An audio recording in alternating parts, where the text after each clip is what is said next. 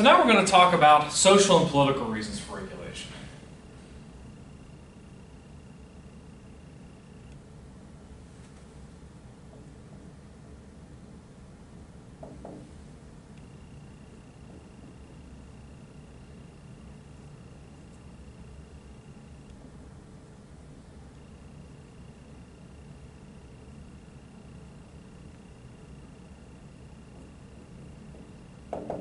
So social and political reasons for regulation.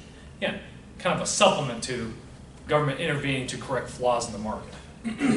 So first of all is what we call socially desirable goods and services.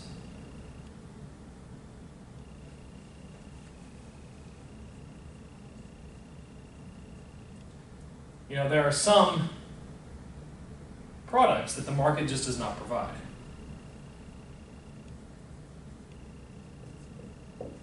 Think about, for example, there is almost no business model for providing for national defense.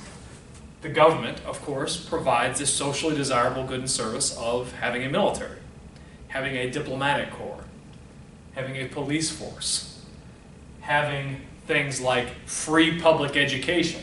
The market does not provide for these things. The market does not provide for free or subsidized health care for the poor. So this is an example of the government intervening to provide socially desirable goods and services. Additionally, you could look at the subsidy of certain agricultural products to keep things like the prices of milk and peanut butter artificially low so that people can count on these products, afford them, and be able to buy them. There's also socially desirable production methods.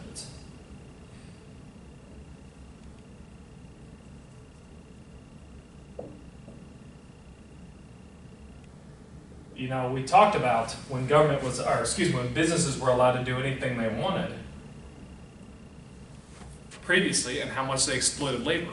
We talked about people being basically worked to death in factories, not having a minimum wage, child labor. These are all things that the government has regulated to make sure that products produced within the United States do meet a certain minimum wage standard. We are not employing child labor. These other kinds of things that businesses by themselves generally do not enforce. We also have resolution of global and national problems.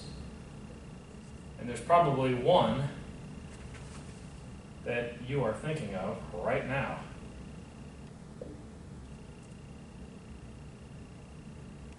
Yes, it's true. The marketplace does not seem to have any sort of response for global warming.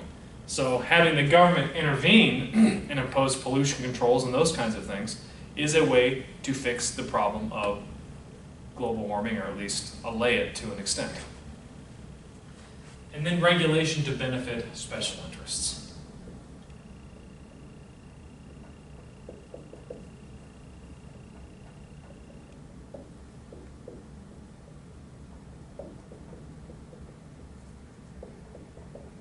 So on an example for the societal level, the civil rights movement is a great example of this, right? Our minority groups are an example of a special interest.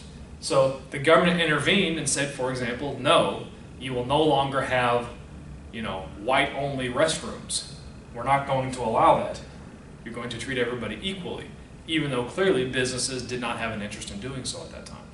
Alternatively, you can look at it, for example, through lobbying.